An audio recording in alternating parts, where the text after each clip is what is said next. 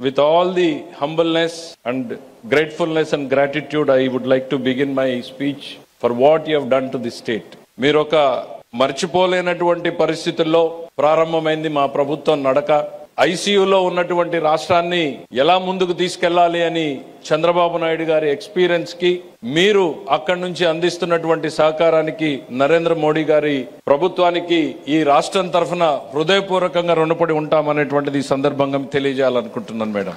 ఇవాళ మీరు రావడం కాదు మేడం, మీతో పాటు దేశ ఆర్థిక వ్యవస్థను మొత్తం తీసుకొచ్చారు. ఇక్కడ ఉన్న వాళ్ళని ఒక్కొక్కరిని చూస్తా ఉంటే వాళ్ళ అపాయింట్మెంట్ల కోసమే దాదాపు ఎంతో మంది వెయిట్ చేయాల్సినటువంటి పరిస్థితులు వచ్చేవి. The great state bank, the great union bank of India, bank of Baroda, the Canara Bank, the Bank of India, Indian Bank, Central Bank of India, NABARD, Andhra Pradesh Gramina Bank, State Cooperative Bank, Punjab National Bank, Indian Overseas Bank, IDA Bank Limited, and the largest investor LIC of India and the New India Assurance Company.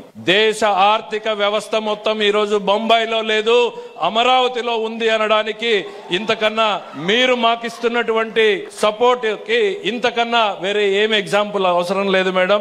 With all the wholeheartedness you have been supporting us, and we shall be ever grateful to you.